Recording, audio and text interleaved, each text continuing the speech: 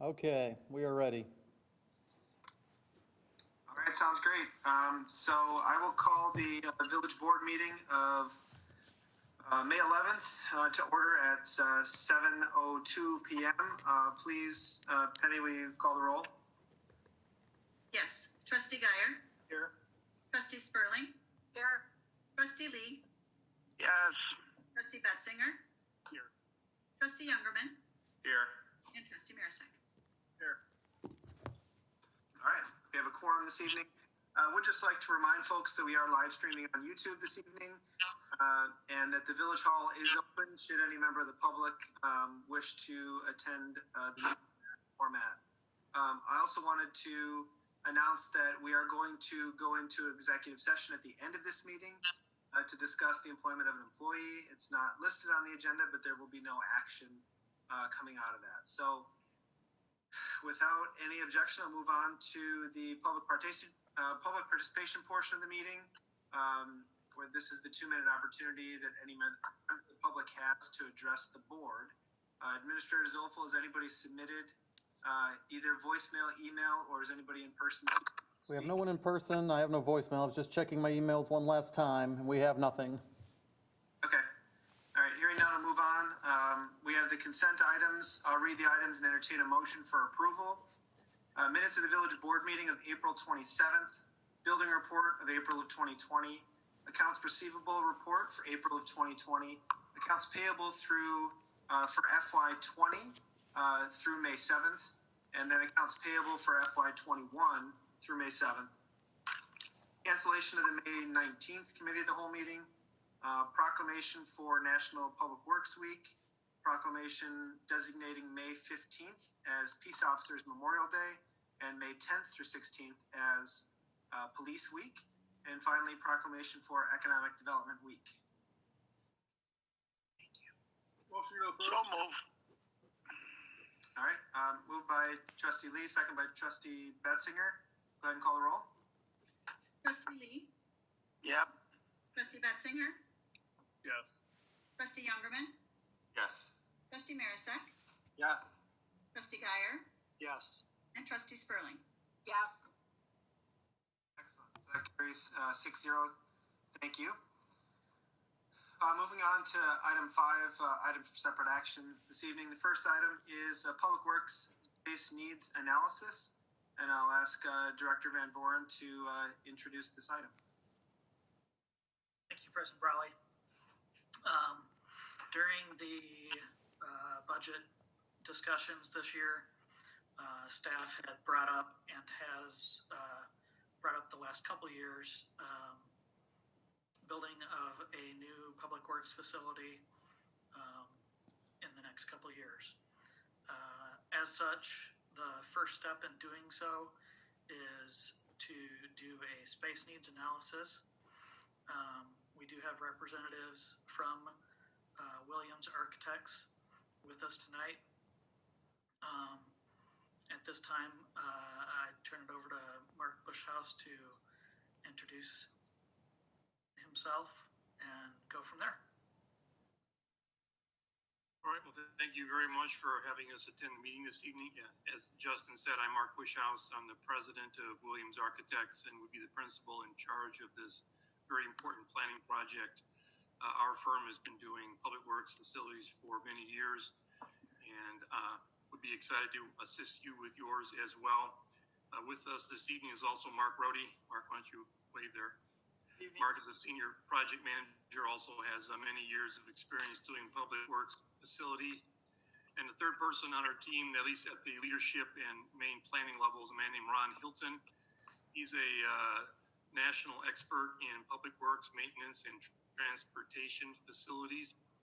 We worked with Ron Hilton and his team for 14 years on most of our public works project. He just has probably a couple hundred or more public works type facilities under his belt, as it were, and all over the country.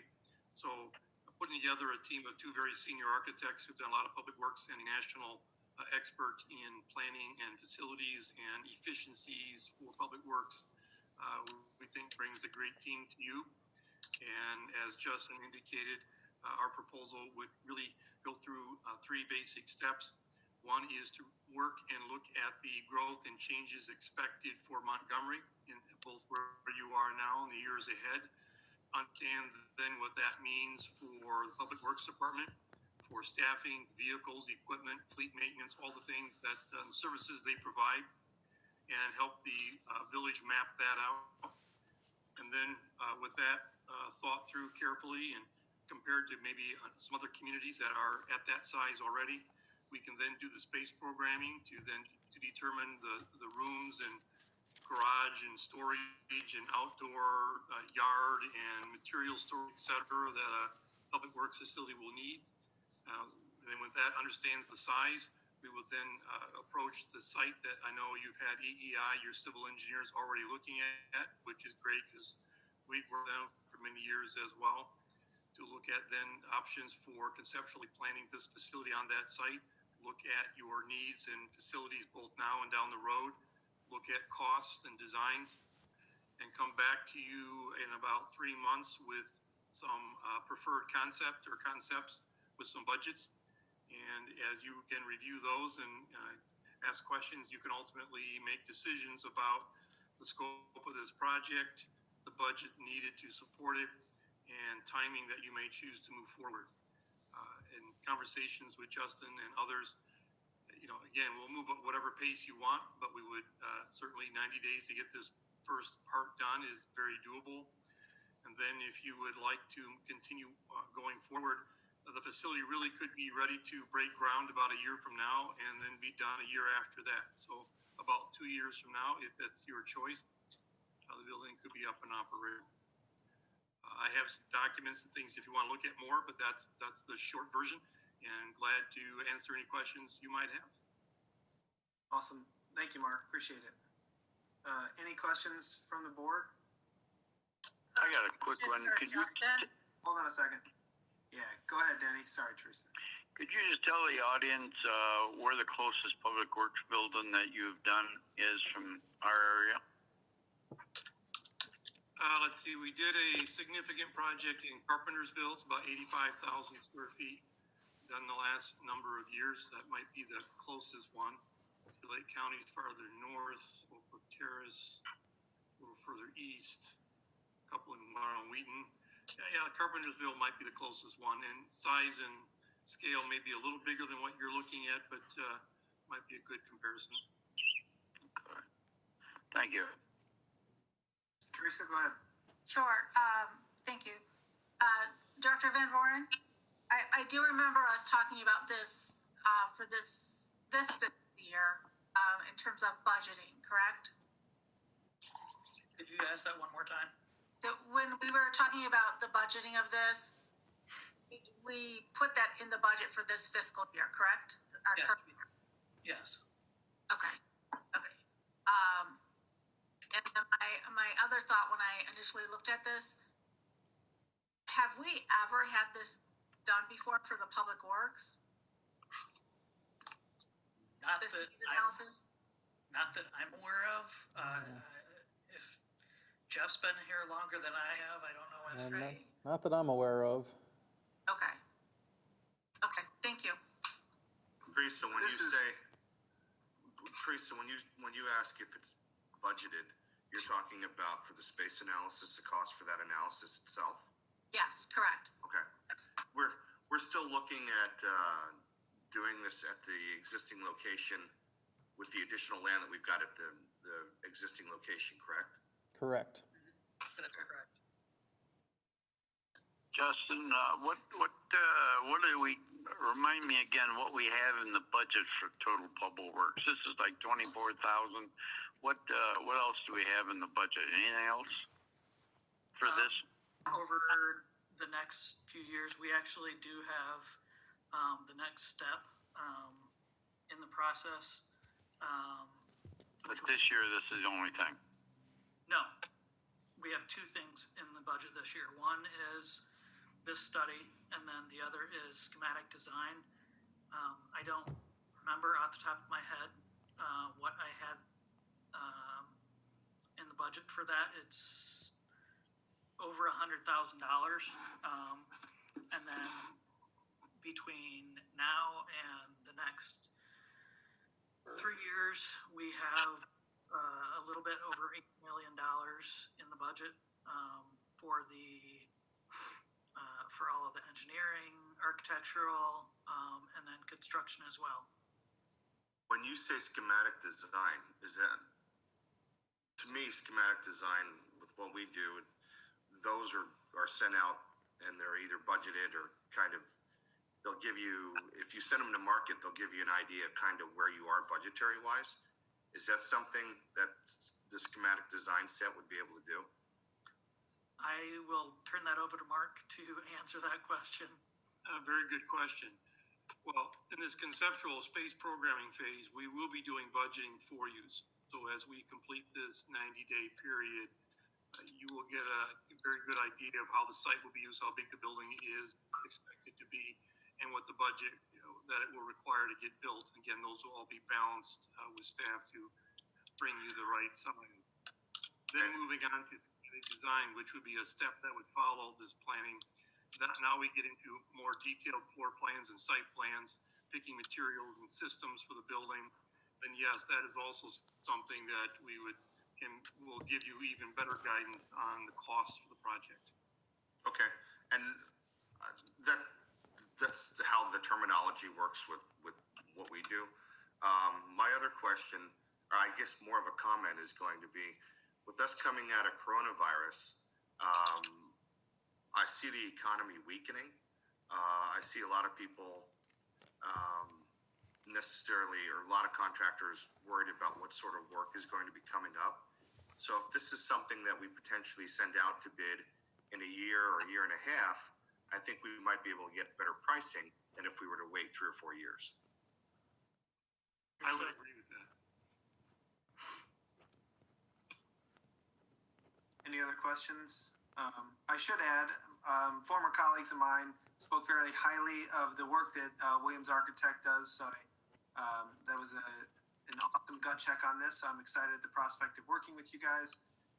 The one thing that maybe Justin can touch on for the millions of people watching is how we've phased this in. So this is our third facility in Montgomery with the police station and Village Hall. That in the next several years, the bonds on Village Hall and the police department are starting to phase out, which allows us the revenue to finally do our third building here. Justin, can you go into that a little bit? Sure. So the bonds for the Village Hall and the police department, the last payment will be made in December of 2024. The plan in issuing the bonds basically would slightly overlap.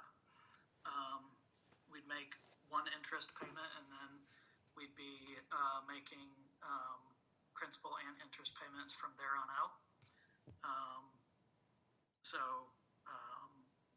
That's why we have planned it as we have, the fiscal years we have.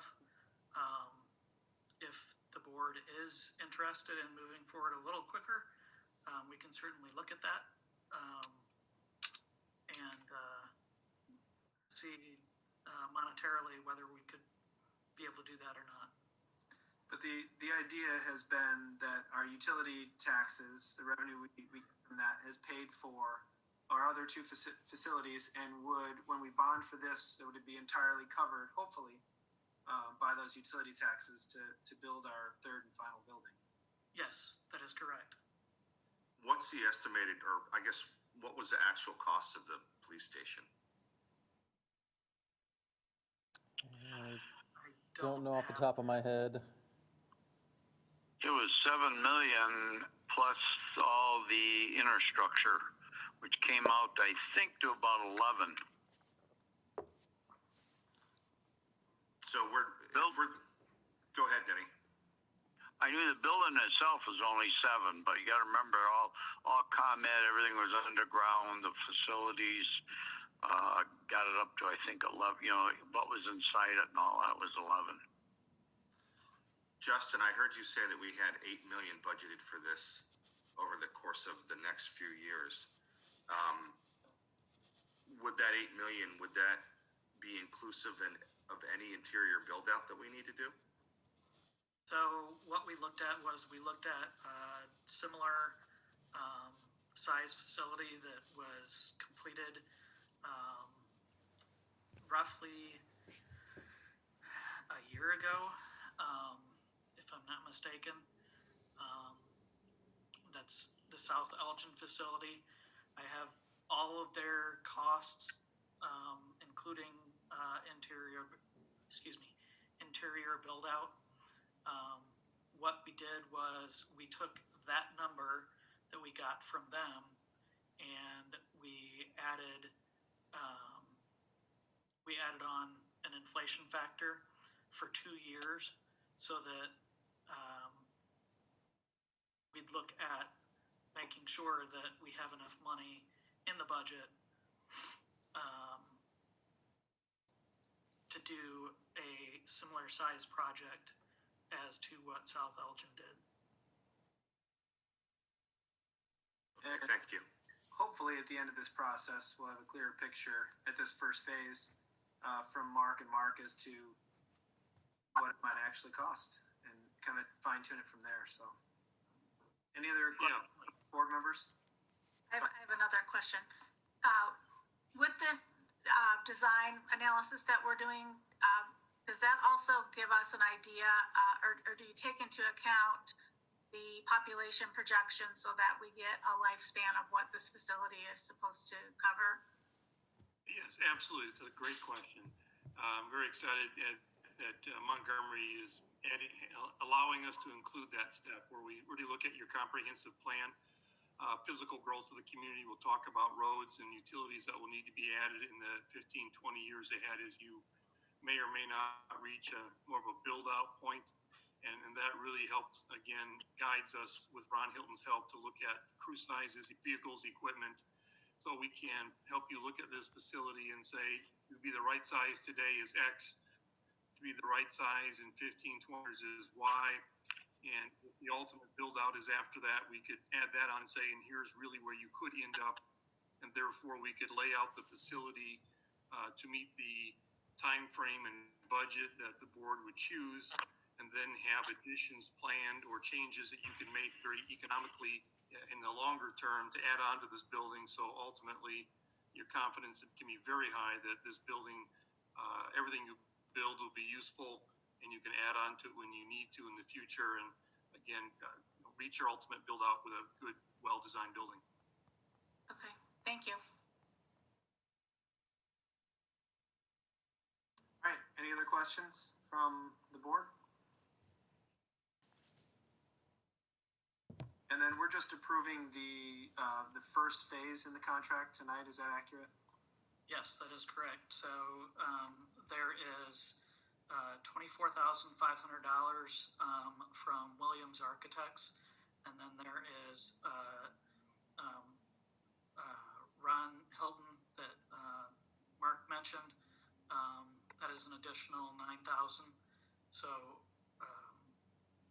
you would be approving both of those tonight. But yes, we're just looking for approval for that first step. Okay. All right. If there's no other comments, is there a motion for approval? So moved. Second. Call the roll, please. Trustee Guyer, Yes. Trustee Spurling, Yes. Trustee Lee, Yes. Trustee Betzinger, Yes. Trustee Youngerman, Yes. and Trustee Marisak. Yes. Thank you. All right. Thank you, gentlemen. I appreciate it. You're welcome to stay for the whole meeting. If you jump off now, we won't hold it against you. Thanks for having us. Thank you very much. Yes. All right. Enjoy. Thank you, guys. Let you go. Thank you. Thank you very much. Have a great night. You too. Thanks. All right. So I'm going to move on now to item B this evening for separate action. That's purchase of a 6-inch water pump. Public Works Director Mark Wolf. Go ahead. Thank you, President Rowley. So before the board tonight is a approval for purchase of a 6-inch dewatering pump that would be utilized in natural disasters and other infrastructure failure projects. In the past, Public Works has had to look into renting or borrowing this size pump in different situations. And being that we're coming into our rainy part of the year, we're really wanting to push forward with the purchase of this pump, mostly to have as an insurance policy for in the event that we do have to do any type of bypass pumping, given some natural disaster or infrastructure failure. This is something that that we did budget for, was put into the vehicle equipment and reserve fund. We've budgeted $30,000 in that budget, and the pump would be purchased from 5-Star Equipment Rental and Supply. We did go out and submit for other bidding. They were the cheapest bid. All the pumps were comparable in pumping capacity and measured up. So this is our recommendation. The $29,770 is for the purchase of the pump. That pump is mounted on a trailer unit, so it's ready to go out the door. And then there was also money put in there as well, or as part of the purchase, I should say, is also intake hose and discharge hose. So with that, $29,770 will get us basically a total package ready to go. We've got about a 3 to 4 week lead time from the date of authorizing the purchase of the pump, and we're hoping to get that moving as we move into our rainy season. So if there are any questions from the board, I'm happy to answer those at this time. Hi, Mark, thank you. Any questions? Is there a motion? So moved. Second. Go ahead, Penny. Trustee Youngerman. Yes. Trustee Marisak. Yes.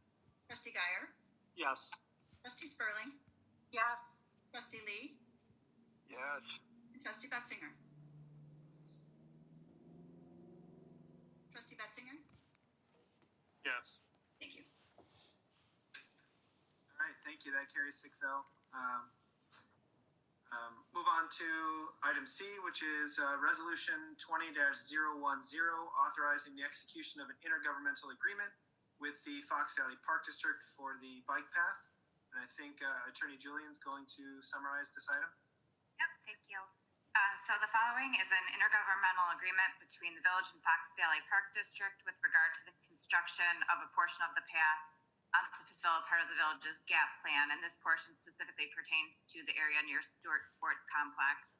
The IGA is short in nature. It's really intended to address certain construction and maintenance responsibilities. So the construction responsibilities of the path and then the ongoing maintenance after the path is constructed. We ask that this be approved pending attorney review. The Fox Valley Park District agreed to most of the agreement. They did have one paragraph with regard to the indemnification that they had requested clarification on. So we just wanted to work through that last piece, but we don't expect that there will be any other major changes. Any specific questions regarding the construction, we would ask you direct to engineering. Otherwise, I can answer any questions about the agreement itself. You're not willing to touch the engineering questions? No. I think All right. you're better situated to answer those than I am. Yeah, okay. Any questions for Laura or Pete or anybody?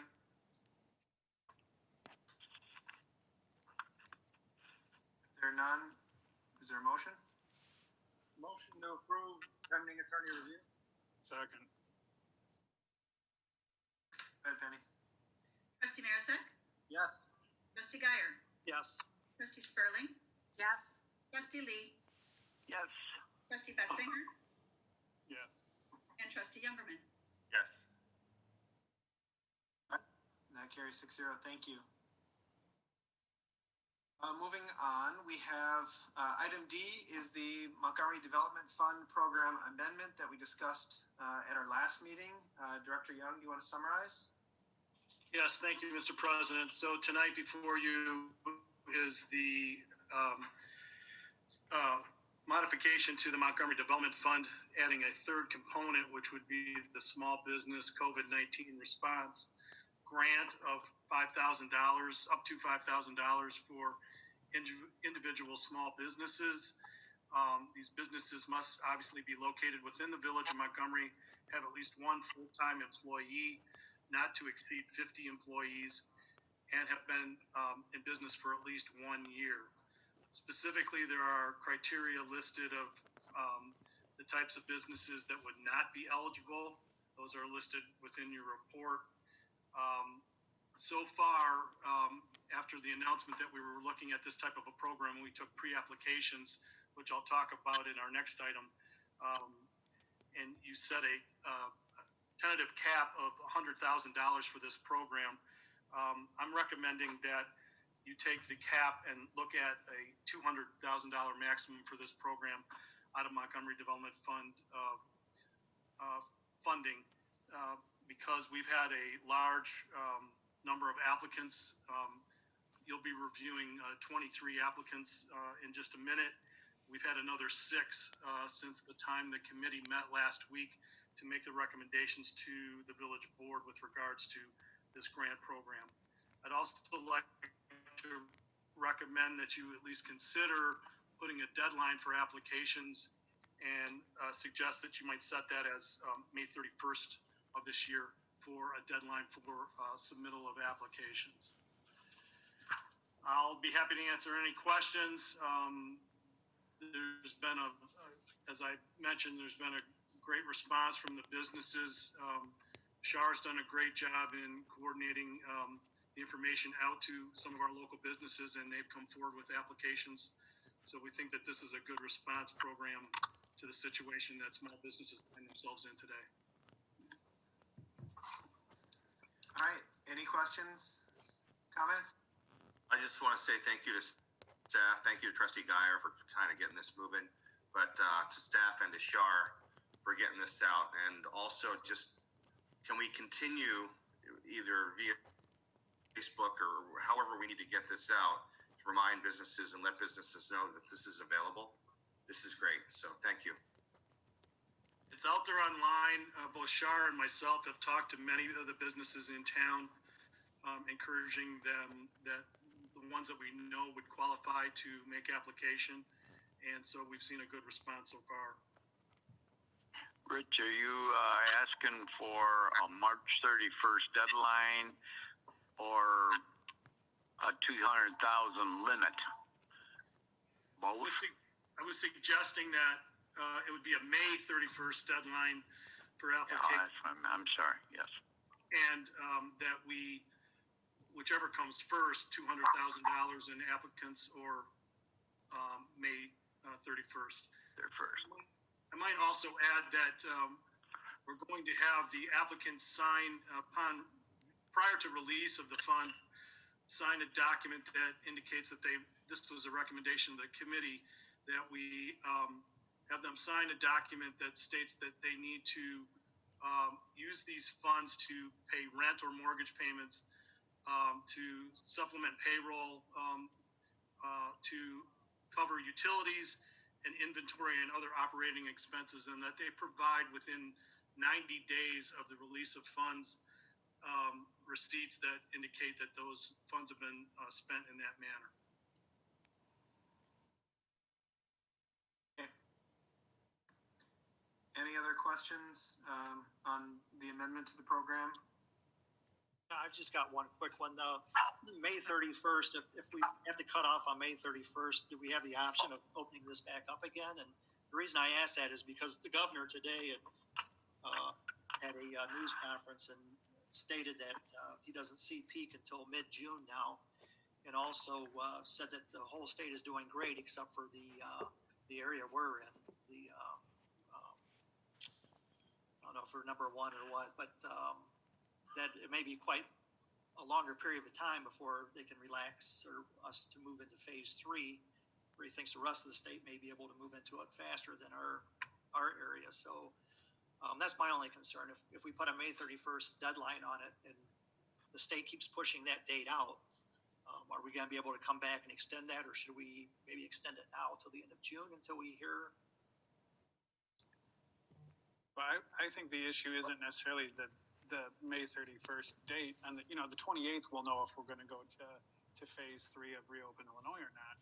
But quite frankly, it's how much of those dollars do we want to make available, or need to make available, or can't afford to make available. So to me, it's not necessarily just the date, it's the dollar extension. We're already looking at going to 200,000. It's just the businesses who are in need, if you're not in need by May 31st, is it going to be different on June 5th? The need probably exists now if that's the case. So That's I think the date of having it be, I would make it May 28th instead of 31st would be an indicator of who really has the need and encouraging those businesses to apply now so that review can take place and that process can take place. As always, we can come back and extend if we have to, but I'm not sure that's necessary at this point. Should we exhaust that additional 100,000 in grant funding in the next 15 days? Yeah, let's sit down and talk about that again. But for the time being, I think this next step of putting a deadline date on the application, extending another $100,000 in assistance to our business communities is a really appropriate second step in this process for me. Just to clarify, you said the 28th, that's a Thursday. Were you thinking the 29th, the last business day of the month? The governor's, the 28th, 29th. Quite frankly, I don't care. 28th, 23rd, Wednesday, Thursday, Friday makes no difference to me whatsoever on the date. Okay. I do have a question, but I'll wait until someone has something else to say about that. Hi, Teresa. Or not. Director Young, so the people that signed off on the paperwork already are aware of the stipulation that they need to turn something back in within 90 days to show how the money was spent. They are not aware of that at this point in time. That will be a letter that goes out to them pending what happens with your next item on the agenda, who may qualify for the funding, and that'll be a condition of the funding. Thank you. This is something that the committee recommended that the board made. Sure. Okay. I just had two or three questions. One, and this is specific to the modifications to the program. Did you want to put the deadline in the program, definition? That was one. Two, do you want to put that cap on funding in the approved program definition? And then the third item is, I believe in the actual language that we're set to approve, it actually prohibits a business who derives more than 33% of their revenue from gambling. And I wondered how that, because I know we have one restaurant facility that I believe has video gaming. Are they waived of that requirement? If they are, we need to put that in there. We were not proposing that they be waived, that is specifically listed as a business that derives at least 33% of their gross revenue for legal gambling would not be eligible. Right. So has anybody verified that they signed off that they do not exceed that threshold? We have not verified that as of yet, no. Because and the only reason I bring that up, and I was looking at this before the meeting, is in the cover letter and the DCEO recommendations, it says that 33%, but then also adds the caveat that unless it's an approved restaurant use. And so I'm thinking that might have just been left off of our definition in the program, because that would be I guess, consistent with our policy that we have restaurants who are supposed to hit the 50-50. So they could be above 33%, but we classify them locally with a restaurant license, and I wouldn't want to exclude them because they were above that 33%. Well, we can include it verbatim to the language of the downstate small business program. Okay.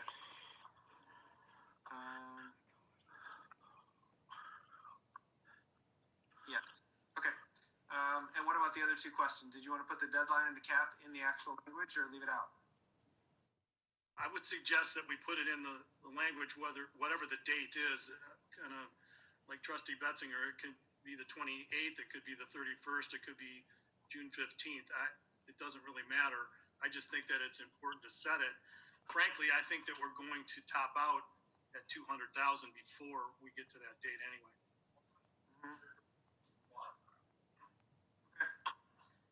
Let's just for consistency, put it at the end of the month, and June 1st to be able to reassess. Just to clarify, the request for the receipts is consistent with what the other loan programs that are out there are requiring. That was how the committee came to that, is it's consistent with what you need to do with some of the other loan programs that are out there to get the assistance from the state and the federal.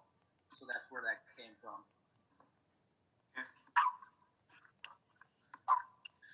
All right. Are there any other questions on the amendment to the MDF program? No, and I'm good with that date too. If I would just ask if Shar and Rich could push that out to the businesses, that we put a deadline on it now, so that the people that have not applied know that there's a deadline, so that they have the time to apply if they want to. Yeah, and we'll get that online tomorrow morning. All right, thank you. And I'm sure we will be approving additional loans or grants, at the May 25th or 26th meeting, So we'll be able to get an update then, and maybe we can foreshadow a little bit as to the future in June. That would be the intent, that we bring this next batch of applicants to the committee next week and then have them make recommendations to you at your next meeting on the 26th. Okay. All right. Any other questions on the amendment? And then we're adding in the $200,000 max, the deadline, and then the clarification straight from the DCEL language that basically allows, I'll just read it here from the cover letter, a business that derives, so these ones are ineligible, a business that derives at least 33% of its gross revenue from legal gambling activities, unless subject to the approval. The business is a restaurant with gaming terminals. Correct. So they would be allowed. Okay. Correct. All right. If everybody's in agreement, is there a motion?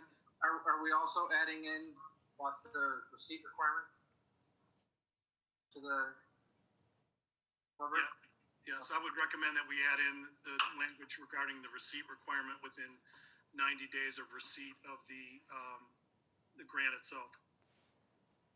And to clarify, we're not holding the funds. We're not holding the funds.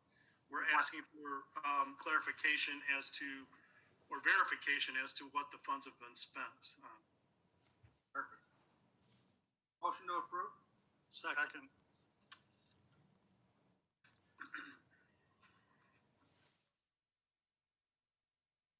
Trustee Marisak? Yes. Trustee Guyer? Yes. Trustee Spurling? Yes. Trustee Lee? Yes. Trustee Betzinger? Yeah. And Trustee Youngerman? Yes. That carries 6-0. Thank you. Let's roll to the. Rich, when are they going to when are we going to let these checks go? This week? If at all possible this week, they'll have to sign this document, and then the funds will be released as soon as possible, but hopefully by the end of the week, yes. Thank you. All right, so let's get into the application. So item E for separate action is the small business COVID-19 grant applications, of which I believe we have 23 today. So Director Young, if you want to kind of summarize. Sure, thank you. So again, these applications were taken over the course of the last 2 weeks with the request of $5,000 for each grant. I did include in your report the change to the program, or the requirement of the program, that within 90 days of receipt, that the grant funds be verified that they have been spent on the various items that have already been outlined. Again, all of these 23 meet the basic requirements of in-village business, business in operation for at least 1 year, 1 employee, but not more than 50 employees within their organizations. I'll just quickly read through the list here of the applicants that the committee has recommended that the village board approve the grants for.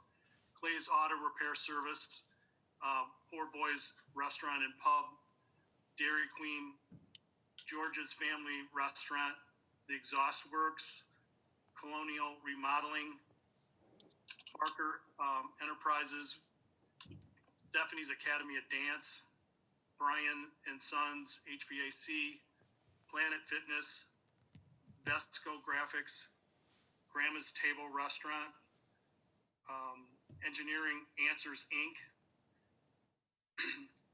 Atravet Confectionaries, Watson Insurance Agency, West Suburban Dental Care, Herb Services Inc., the Montgomery Chiropractic Clinic, Artistic Hair Design of Montgomery, Kerr Real Estate Inc., Right Built Construction, J Shot LLC, and I can't pronounce the corporation that's at 1335 Douglas Road. This is the Boost Mobile store that's at that location. So those are the 23 that have met the basic requirements, and the committee has recommended that the village board grant approval of the funding. Director Young, quick question. Are any of the 23 existing applicants previous participants in any of the village funded loan program or grant programs? No, they have not been. Okay, thank you. Dairy Queen. I'm sorry. Yes, thank you, Shar. I apologize. Dairy Queen did receive a For the landscaping? The landscaping. For forgivable loan for 10,000. Right. I just want to make sure that anybody we're considering for the program is in good standing with the village as related to any previous application. Yes. That's all. Thank you. Thank you. Yes, and I apologize. Dairy Queen did receive about 18 months ago, maybe shorter than that.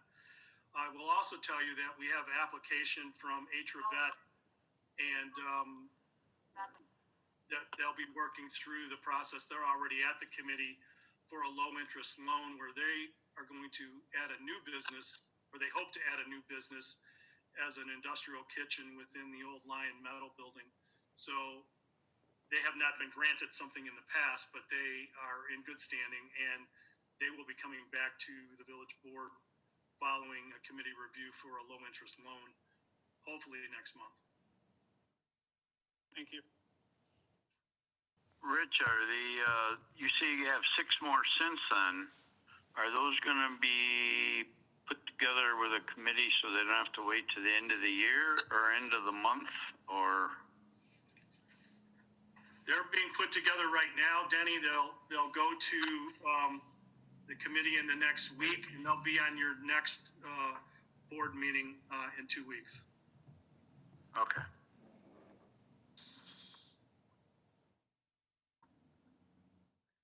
I just had a couple of questions, maybe diving into how the discussion went at the MDF committee. You know, reviewing these 13, and certainly don't want to cherry pick some of these, but I noticed that we do have several, it looks like, applicants that are at-home businesses with, with 1 employee. Was there any discussion at the MDF committee as to, whether the $5,000 was warranted, or whether or not, some business should be awarded less funds depending on their, their expenditures and salaries?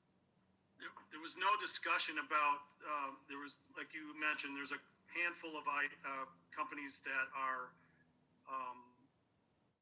basically home occupations. Some of them have some employees, some part-time employees. There are a couple that it's just a single business owner applicant. There was no specific discussion by the committee with regards to a lesser amount of funds, or as long as they met the basic requirements that we've already outlined, they felt that they were worthy of the grant.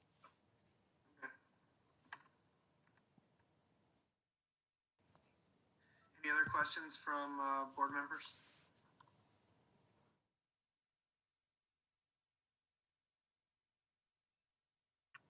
Is there a motion? So moved. Second.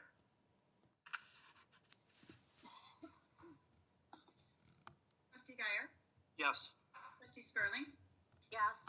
trustee Lee, Yes. trustee Betzinger, Yes. trustee Youngerman, Yes. and trustee Marisak. Yes. That carries 6-0.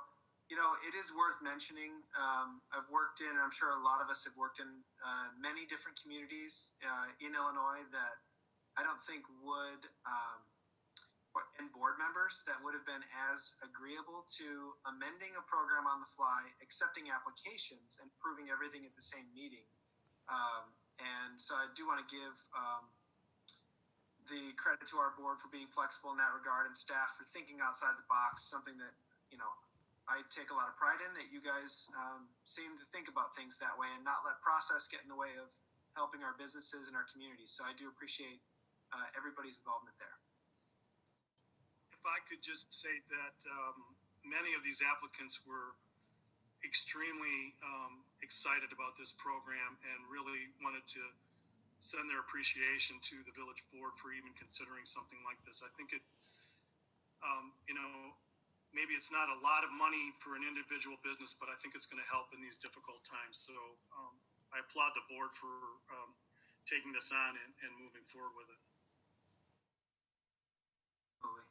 And one thing I was noting, if we really do hit that $200,000 cap, if you combine that with the water assistance program, which is over $100,000, and really dumb luck in our property tax rebate checks that went out this month or last month, during this COVID situation, the village has returned something like $400,000 to our residents and businesses just to help everybody bridge this gap. So it's pretty phenomenal and something that you don't see every day. So with that, I will end the Love Fest and move to literally something I've been looking forward to for a very long time, is the only item, hold on, I get to get to the agenda.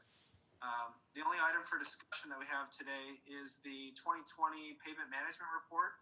So Engineer Wallers, and I believe you have, is it Chris Ott with EEI with you as well? So Chris was planning to be here tonight, but he had a conflict, so I'm going to be going solo this evening. But we will be coming back with additional presentations, and I hope to have him at some of the later presentations. So you'll be playing the role of Pete and Chris Ott tonight. Yeah, so we're going just me, unfortunately, for you guys. So. All right, go ahead. Let's see. I need a screen share from Jeff, and should be good. Before we get started, I just want to say, Chief, is that a cardboard cutout of you? I hardly see you moving. No, I'm just staying very still. So yeah.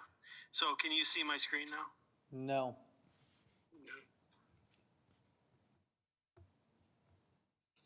I'm going to take that as a yes. Nope, we cannot. So, Pete, we cannot see your screen. no, you cannot. Okay. We cannot. Well, it was working a little bit ago. I wonder Yep. what's going on here. I've stopped sharing on my end. Oh, maybe that was. So you should be able to. There you go. Okay. Now we got it. Beautiful. That looks better. Okay. All right. So we are talking about the Villages Pavement Management Program this evening, and got quite a few items I want to go through. We'll talk about the project goals, pavement management basics, and I realize that many of the trustees and the mayor have seen this presentation in other years, but I thought it's always good to recap some of the basics. We'll talk about the inventory and the database that's built each on our 5-year cycle. And then we'll recap our 2016 or 2015 plan, the 2016 through 2020 work. Talk about the inspection results, and then we'll do some comparison from 15 to 20, and then the budget analysis, and then talk about some next steps. We do plan to be back at the the May 26th meeting to answer questions on this presentation and to give you any additional information you might need. And then we plan to be back in June to talk about the actual plan once we have some direction from the board. So the basic pavement management program is to go through and rate all of our streets.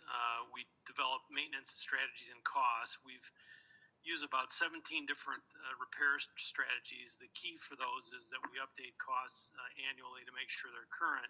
And then the computer helps us assist us in determining which is the most cost-effective rehab method for a particular street based on the information that's in the program. And then we'll be reviewing the budget needs and the impacts, and then at the end we'll apply the budget and develop our 5-year plan and bring that back to the board for approval. So the pavement management plan, basically, I look at it, we've been doing this since 2003, and it's really a system that helps you spend your money as effectively as you can on maintaining your pavement. The cornerstone of the pavement management is really the recognition that there's a deterioration curve for each roadway, and it looks as shown here in the exhibit. And the idea is to try to fix your roads while you're on the flat slope of this curve, because as you start going down the downslope, the cost to repair and do maintenance on the roads goes up pretty significantly. And you can kind of see that, 10 to 15 years is kind of that area where you really need to get into do some maintenance. We are more actively doing preventive measures. I'll talk about that later. But really, we don't want to get much past that 15-year cycle, because that's when our costs start to go up. Now, this is a theoretical curve. Each street actually has its own curve. But this is, they all pretty much reflect the same thing. And what varies is the amount of traffic and the amount of load that a particular street might get. We rate our roadways with a system that's been developed by a company called IMS. They send a vehicle, which is pictured on the right. It goes out and it drives every one of our streets. They have equipment on board to be able to look at the surface condition of the roads, and then they do deflection and dynamic condition testing, and they do that using what's called a falling weight deflectometer. And what that does is it gives us some insight as to how the surface and base performs, and how the base and the subgrade perform, in addition to the surface imperfection. So if you use those 3 items of testing, you get a score of the overall condition of the road, and that's what we use to then guide us and to determine which roads we want to do when.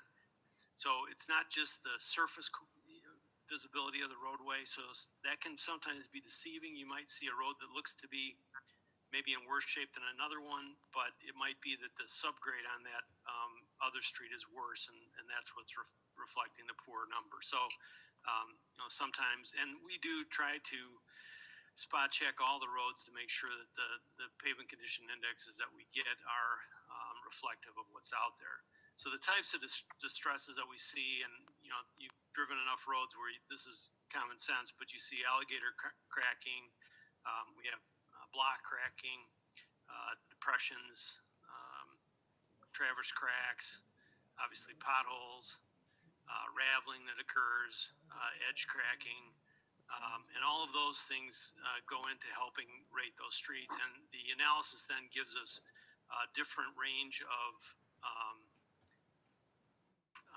pavement condition index numbers. So excellent is 90 to 100, and very poor is 10 to 39. So that's just by way of giving you some categories that you can fit your streets into. If you look at examples, this is Troon Drive. This would be an excellent roadway. You can just see it's just been paved, so it's in excellent condition. Here would be an example of a very good road. This is River Bend Drive. And then we have River Street. This would be good. Shetland Lane is fair. And then we get into portions of baseline are poor. We actually have some portions of baseline that are in fair condition as well, but this would be a poor condition. So just a little bit of what you're seeing out there in terms of how it fits with the rating. In the 2016 to 2020 program, we averaged about almost $3 million per year. And most of that was due to the increase that we received on the sales tax revenues. So that allowed us to do a lot more miles per year than we expected to be able to do. We were originally programmed to do about 20 miles over that period, and we ended up being able to do 35.4 miles, roughly 7 miles per year. And so as a result, we have about 75 lane miles. So as a result, we were almost able to do 50% of the roads in the village in a 5-year period. And that is, you will see that later. That's a clear result of the tax that the village board approved. We did all of the streets in the original plan, except Concord, and I'll come back to that in a second. And then we did an additional 16.3 miles of streets on top of that. The reason we didn't do Concord is that's one of our FAU routes, and we do have federal funding that's available for that roadway. It's in the queue to get funded, but it just didn't work out in the cycle that we originally programmed it. And so we hope to get that in the next cycle for funding, for federal funding. And that allows us to get about 80% of that project paid for with federal funds. We also did the porous hot mix asphalt alleys in the downtown, which really turned out well. That's a green project where we're able to use the draining alleys was a difficult problem because we would have had to build storm sewer across all those alleys to be able to do drainage. But by using the porous asphalt and some granular base, we're able to drain the water into the granular base and then just get it out with smaller pipes. So it really worked out well. And then, as I mentioned, we have been doing more and more what we call preventive maintenance, and you see it with some of the seals that go down, and obviously crack sealing that's done, and some of the other things that are done. So we spend about $121,000 per year on preventive maintenance, and that's something that we would expect would continue in the next plan. So this is the historic paving that the village had done.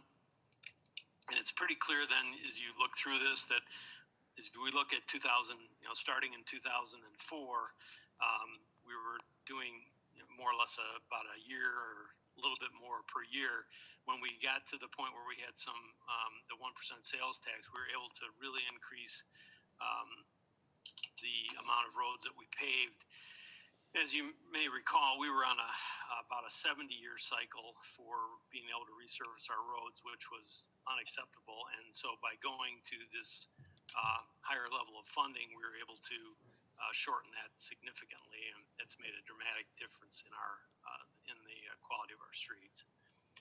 This is just a map showing where we did the projects in 16, 17, 18, 19, and 20. We generally try to group things in a geographic area as best as we can. The reason for that is to just minimize the amount of mobilization the contractor has to do to try to save money. So just to kind of show where these projects are at over the last 5 years. The 2020 inspection, we had 75.2 miles of roadway. 0.7 miles are still binder. That would be the Hart subdivision up at Ogden Hills area. That's just, we haven't accepted that road yet, so that's just out there for future acceptance. But we came back with a current rating of 81, which is outstanding. We went into it expecting to come in around 74, so we did a lot better. And the other thing is, we'll see as we go through here, we've got most of our roadways are in good or very good position, and we've reduced the amount of fair and poor roads significantly. here's our current categories by breakdown. You can see that we have fewer miles by the poor or fair category and a lot more in the excellent. And again, it's because we infused a lot of capital into the 5-year program. This is the current map of all the roads in the village and how they score.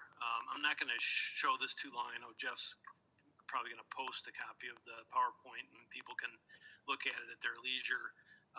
But again, it just really reflects the same thing as the bar chart, but it does show that we have a very good road system with just very few roads that are poor or fair. And then when we can compare this then to the 2020 versus the 2015 results that we did. And again, we do a full inspection of the streets every 5 years. So what you can see is that we've pushed from 2015, we've been able to push a lot of the roads into the excellent to very good to good position, and we really reduced our poor and fair roads. So we've really made an impact on the program in the last 5 years. So then it comes to the hard part, which is then deciding what we need to do for the next 5 years. And to start that discussion, what we really need to talk about is what should the village board budget on an annual basis for us to do the road program. And so what we do is we take, in this case, we did 7 different scenarios over the 5-year period. We apply those into the computer program, that level of spending, and I'll just take what's in our current CIP budget. So we start out with year 1 spending $3.950 million. Now, that is both MFT and what we call the IRP, or the sales tax, combined over that period. So you would spend 3.9 the first year, 2.8, 4.5, 3.2, and then 4.2 in year 5. If you did that, you'd be averaging about 3.7 million. You start out with a rank of 81. You would increase the rank to 84. Over a 10-year aging period, if you went out 10 years, you would be looking at an 82 score. Be doing about 8.27 miles per year. The cycle length then would be roughly 10 years, because you're able to do a nominal, well, we have 75 miles, so 7.5 is the nominal 10, so it's a little less than 10. And we would be through all of the resurfacing in 10 years, so we would circle around through the village by 2026. So that's a starting point. Then we started to look at what's the impact of COVID-19 and where are we going to be with that. So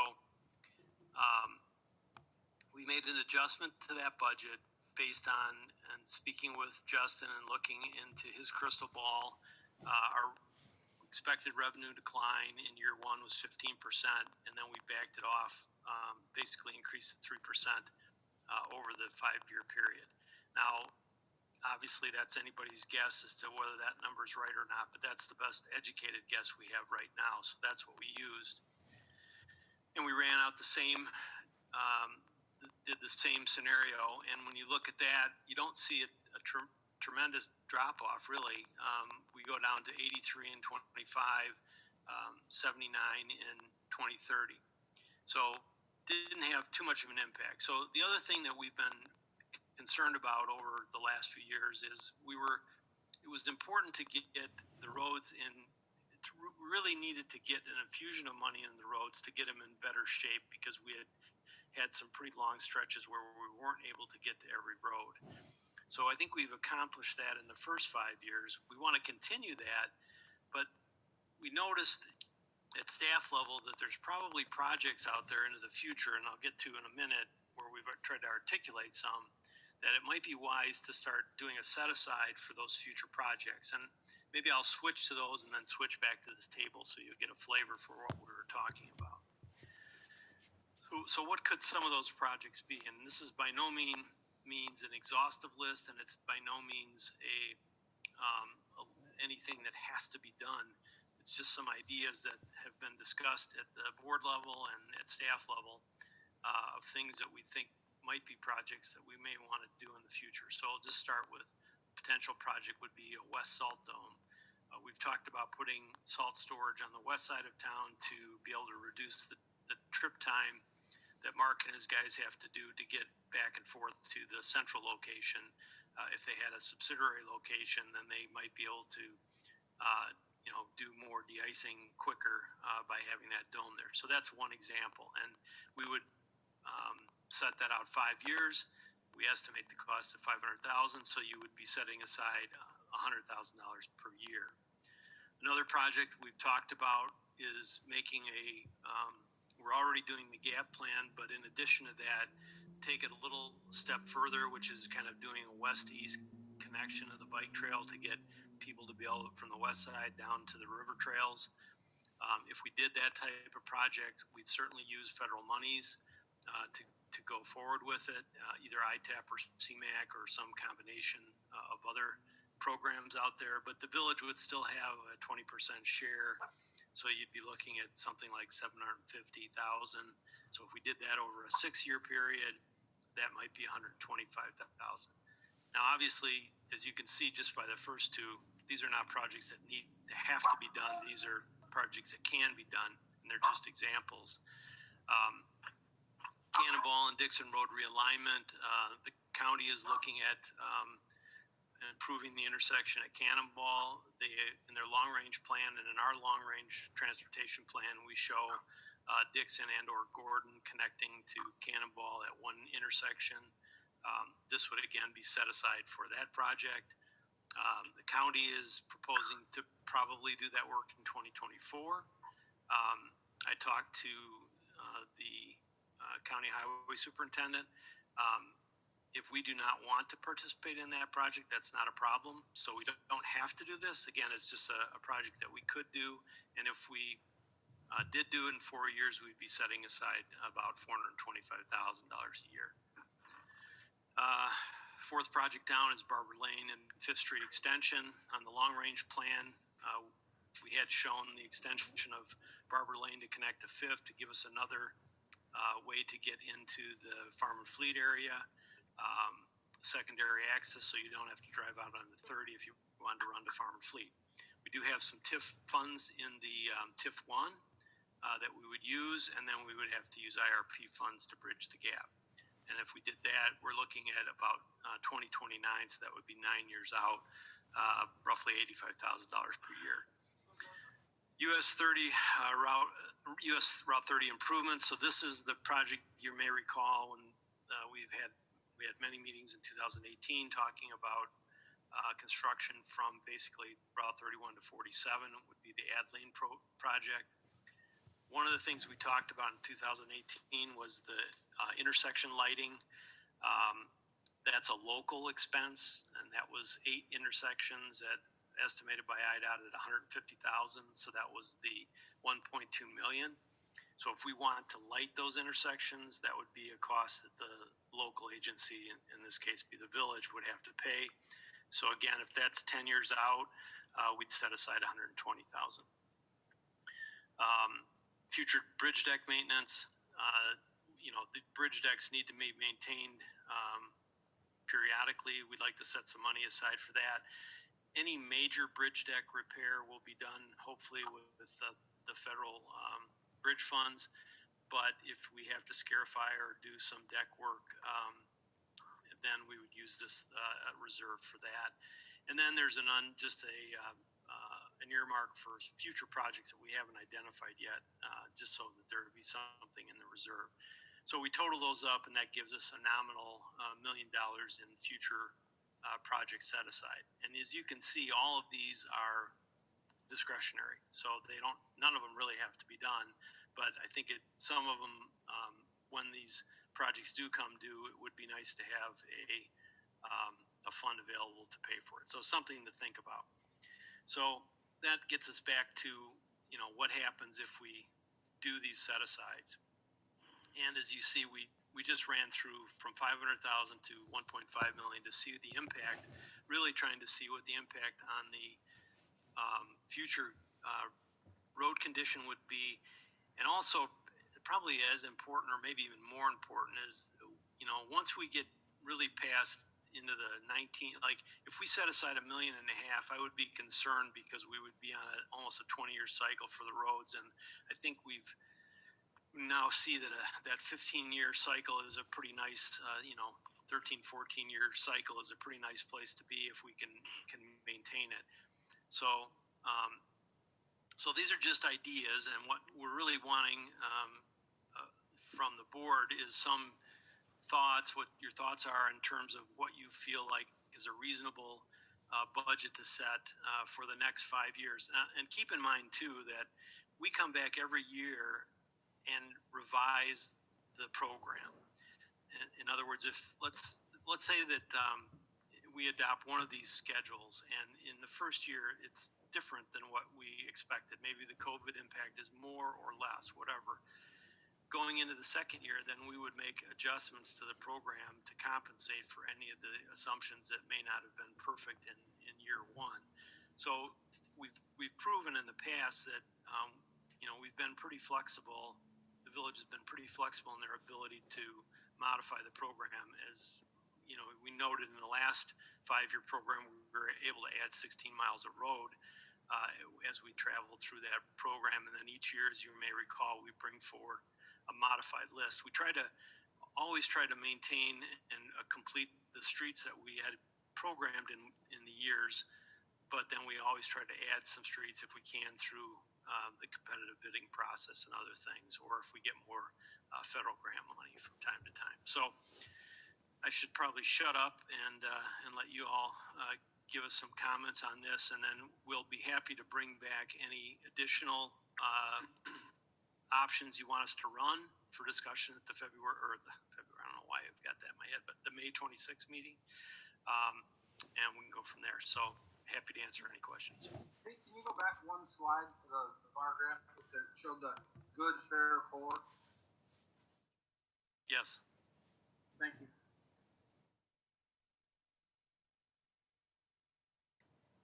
That one, Doug? I don't see it. That's the one. Thank you. Can I just say that I really appreciate that nobody has any idea what month it is? Yeah, half the time I don't know what day it is. All right, thanks, Pete. Questions, comments from the board? Pete, can you just repeat that part? What would be the amount we would have to set aside to maintain our current life cycle? Let me go back to that next slide. So I would think that if we were in the item or the scenario number 5 with $1 million set aside, I think we would be in a pretty good position to. You can see that our road rank doesn't really change. I mean, honestly, either 4 or 5, you're in that 12, 13 year set aside time, cycle time. It's pretty strong, and you're maintaining your pavement condition index pretty closely. So it doesn't appear, and I probably look closer at the cycle length than I do I guess we look at each, but the cycle length, that came down to common sense. If we can do and just knowing that we're going to be redoing our roads, in 13 or 14 years, that just makes pretty good sense to me. So that's kind of the one I look at probably a little bit closer. So, we're pretty comfortable with, and it just happened that it fit with our project list that we had developed. Now that project list can certainly be adjusted. It can be reduced and it can be added to, for sure. It was just some ideas, that staff had. I apologize. I got booted, so I'm coming back. Can you start over, Pete? No. Pete started looking like Max Headroom and started freezing, and all of a sudden he was gone. Oh man. Now, going back. What I was going to say was, as I look at this,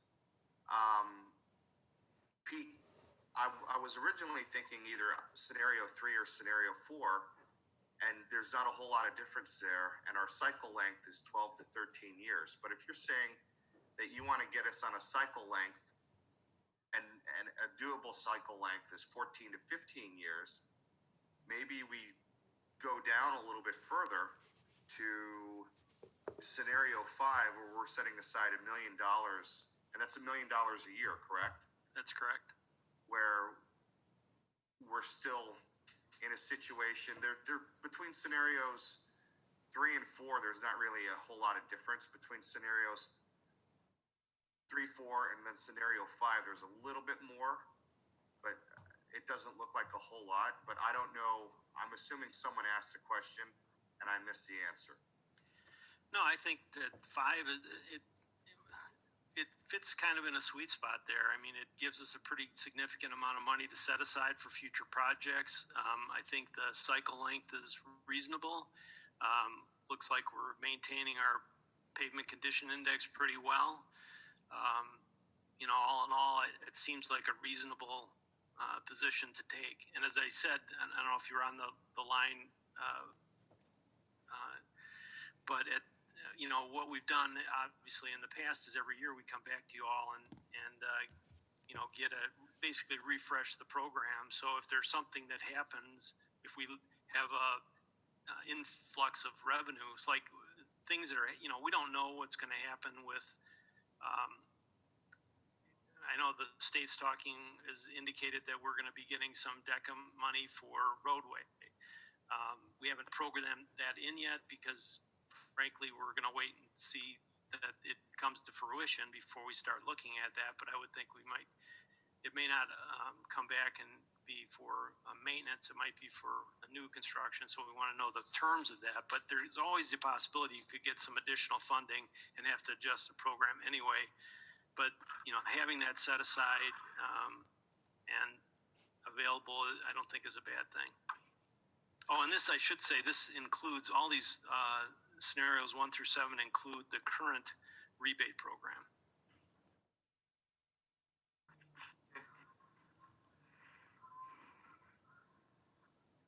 And kind of the flip side of what you were saying, Pete, with additional revenue is if we did go with option 5 and set aside, the $1 million for our big projects that are, as we saw from that additional slide, the next slide, those are between 5 and 10 years down the road.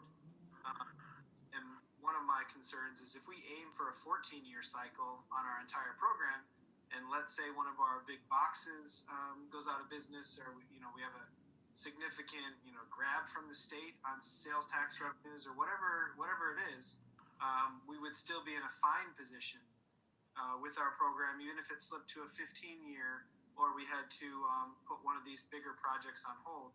I mean, the good aspect of this is that we have a robust program that's well funded, and it seems like we're a little bit ahead of things here. So I do really appreciate it. Any other comments for Pete? Thoughts on the set aside amount?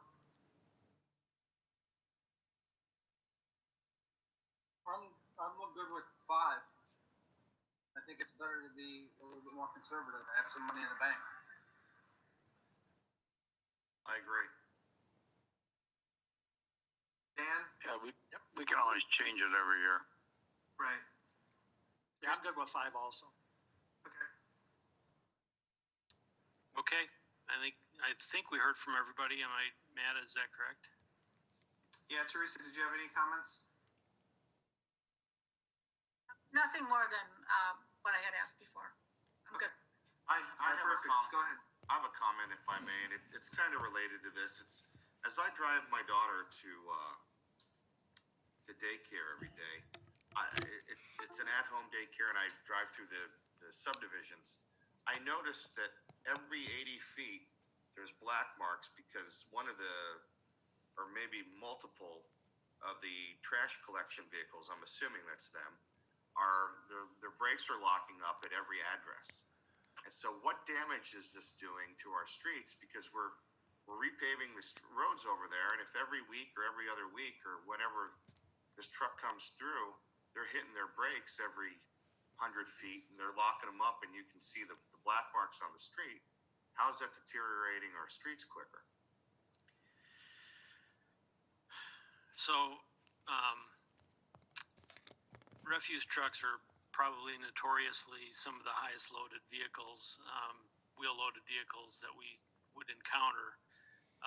The saving grace is that it's not a daily operation; it's a weekly, but they do have an impact on the roadways.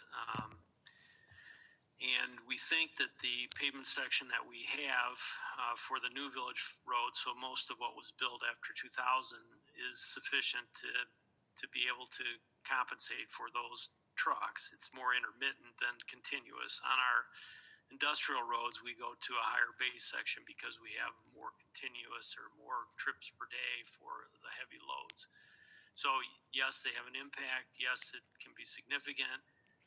Unfortunately, there's not a lot we can do with it. And I think we have a road section that we've adopted for use in the village that's pretty robust and can stand up to it. So, I mean, we'll certainly look at that as time goes on.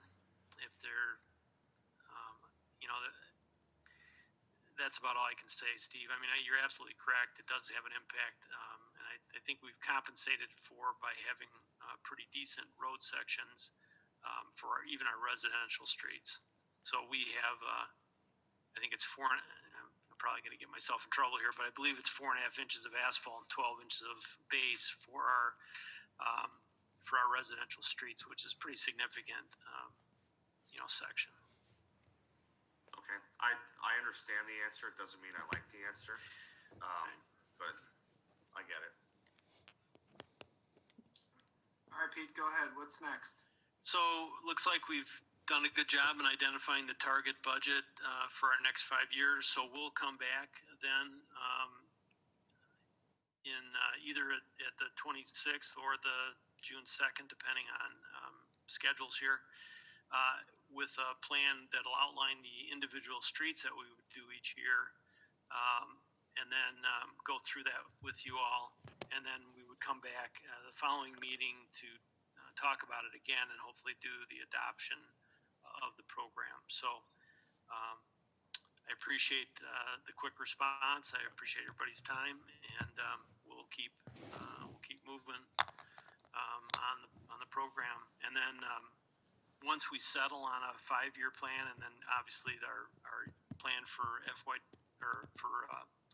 the construction year 2021, we'll come back with a design contract so that we can get out, do the design, and be able to get it out for bids early, which has been the cornerstone of what we've been doing the last 5 years, and that's really helped, I think, keep our prices low. Pete, just a question for you on this, and thank you for the presentation. Appreciate it. I know you mentioned that the property tax rebates of 15% are included in all of your scenarios here. I suspect that if the board was looking to either eliminate that program or expand that program, now would be a really good time to understand that, so you can factor that into your roads going forward, or does it not have that large of an impact? Well, it would certainly just depend on how much you want to change the program. And if you have something in mind, we'd be happy to run a scenario, whatever number of scenarios you would like us to look at to see what the impact would be. So that's something that we could, pull together quickly. Okay. Any thoughts from the board on that? I wouldn't want to get rid of the program, and I'm going to continue to push to increase the program. I understand if we've got to hold that program where it is for another year or two because of the COVID situation, what it potentially does to our budget, but I don't want to. Did Jeff kick him off again? Yeah. By you, Jimmy Jens, Jeff. I understand what Steve is saying. I get the point that he's getting at. Maybe it would be helpful for staff to run some scenarios on that as to what our funding, what the expenses of that program have been over the last 5 years, and how that would impact this scenario 5 if if we were to make any edits to that. I think it's prudent, but I wouldn't want the rest of the board to weigh in on that. We can certainly run some different scenarios and look at that. Okay. Teresa, Doug, Tom? I'm in support of the program where it's at. You know, again, I think Steve is right in holding a little bit, or we had pretty much talked about moving forward with an increase rebate, but in light of the situation we're at financially right now, I think it would be prudent to just hold status quo for now. But again, I think it's worthy of the conversation and seeing how it would affect the scenarios for heat. Well, and I totally get that, but this is a 5-year plan. And so we're going to set the roads for the next 5 years based on this. And what I don't want to do is get in a situation where the board increased the rebates and we had to pull a road out, because that road's going to probably be your road then. I just get in a situation where people get disappointed. And if we can look at it now, you know, and there's COVID impacts and we have to hit pause on things, that's a different scenario. But while we got this model running before they finalize their report, you know, if the board as a whole wants to look at a different number, then let's look at it now and get that included. We can always hit pause on actual amounts. I'm back. I don't see how we can turn around and increase it when we don't know what kind of money is going to be changed, whether the state takes more money from us, anything like that. Justin really hasn't given us any kind of, some of the other towns are saying they're 35 million short, or 3 million or whatever in Oswego. And Justin, can you make a projection right now? Well, I know we haven't got our sales tax yet. Maybe by the end of May, you have a better idea how low our figures might go, like for the roads. I have With our figured some plus one. projections, and I have not finalized any of them. Usually what I like to do is do 2 to 3 different scenarios, just to make sure that the numbers that I'm reporting to the board are as accurate as they can be. So I can work on that and I can get that to the board. Well, I think if you get it by the end of our next meeting, at least on the 1% sales tax extra that we're getting for roads, you give us some kind of an idea. Yes. And I suspect that's how you got to that 15% that Pete has in there, or was that a gut? Well, actually, we're looking at, based upon, and this is just my first scenario that I ran, roughly a 10 to 12% decrease in sales tax revenue. So as staff, we talked about it. We talked about the potential to have the state take more away. We talked about the potential that we might use some federal grant monies, and we settled on the 15% being conservative, off of the 10 to 12% that I was projecting. Okay. Tom, Dan, Teresa, do you have any thoughts on that rebates? I would just prefer to hold the rebates where they are now until we can see the ramifications. So I would say just move forward with it at the same rate. Okay. That'd be my assumption as well. I mean, all CIP planning right now is shrunk down to 6 months, 12 months. You know, looking out 5 years is, yeah, you do it, but like Pete said during his presentation, this is the reevaluation of these long-term planning and prognosis is really on a truncated time frame for the near future. So holding the line for a while and continuing to provide that rebate to the taxpayers, I'm comfortable with. Yeah, we're gonna have to do something with this anyway, because it expired this year, didn't it? It was originally, it was a 5-year plan. This is the 5th year. Yeah, and I think it auto renews unless we vote. I believe that is correct. Annually or another 5 years? It's probably annually. I think so. Yeah, I think it's annually. So that would just, and again, I'm not pushing for us to increase this. I totally understand the volatility right now, but I know Steve, who I think dropped off again, he needs a better internet provider at his house, but he has been pushing for an increase in this for several years now, and I kept telling him, wait until the new 5-year plan. That's the time to make a change. It doesn't sound like there's any support from the board to entertain that right now, but we could look at that in the future. So we'll finalize the program with the 15%. Sounds like, Steve, glad to have you back.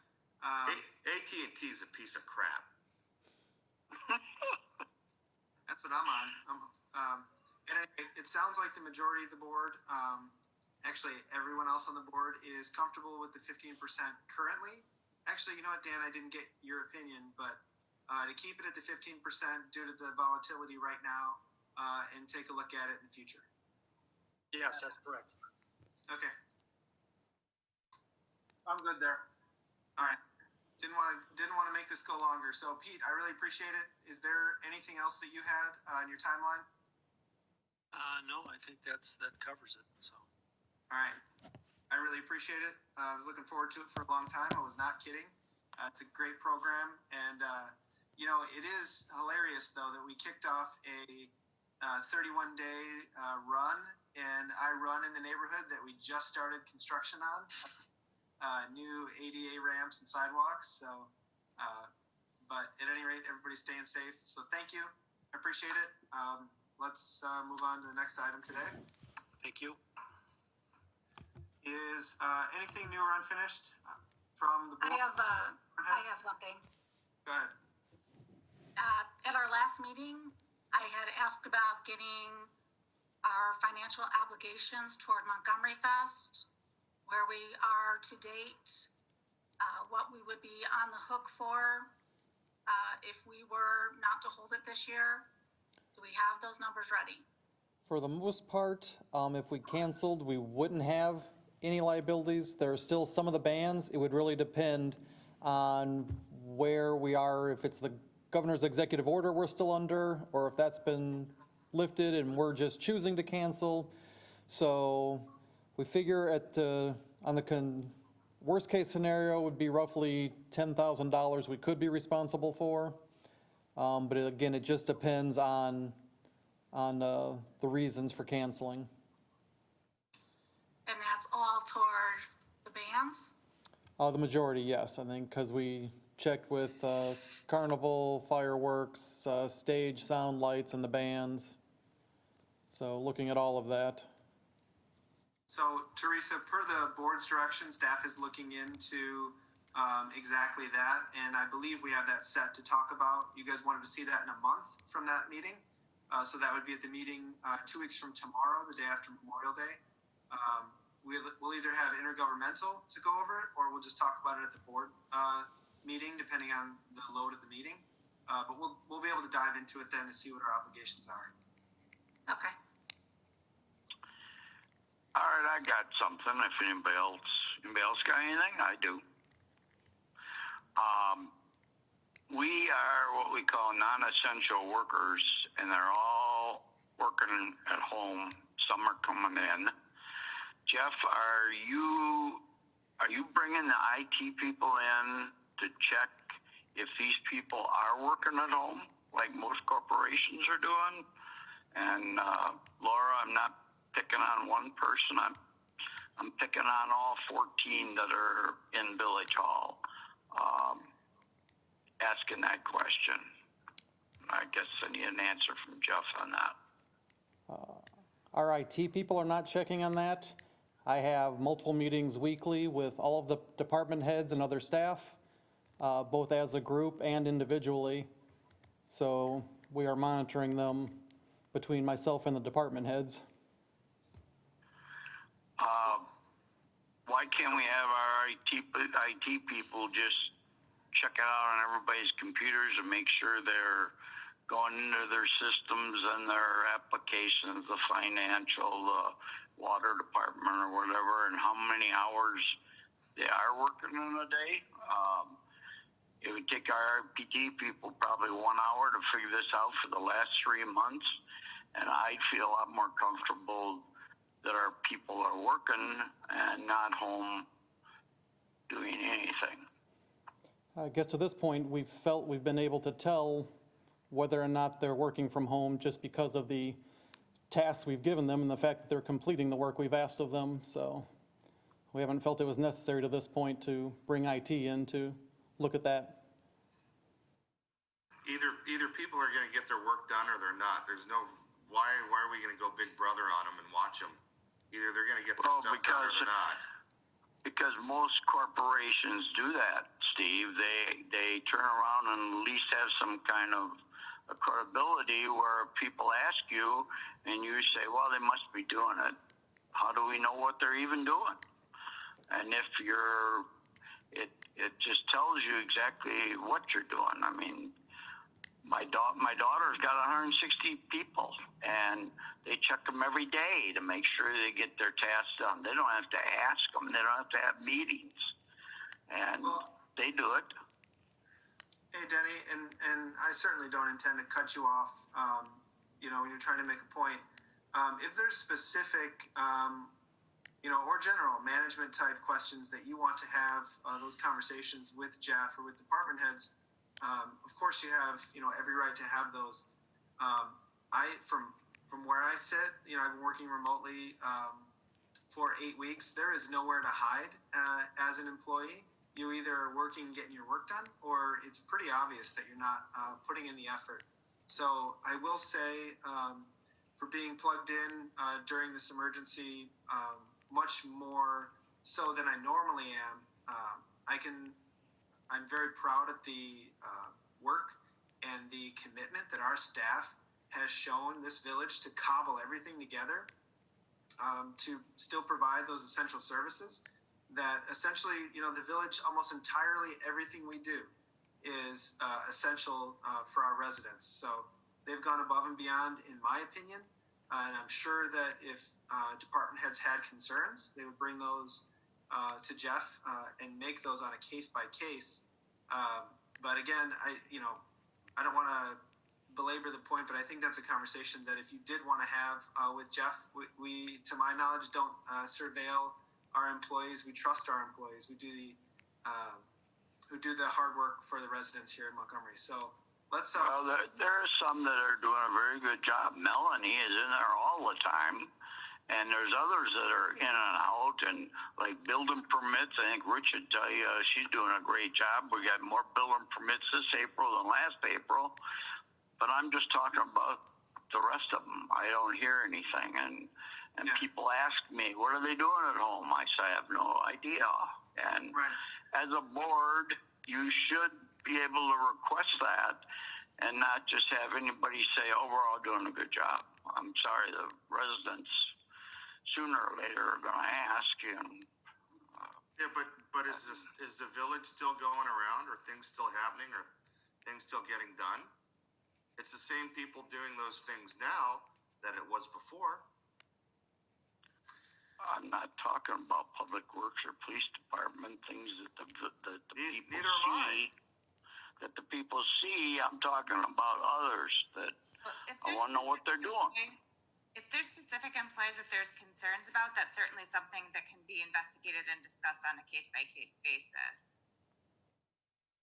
Well, that's why I didn't want to go case by case, but I can. But I wanted to just use it in general, Laura, so that doesn't get specifically personal, in other words.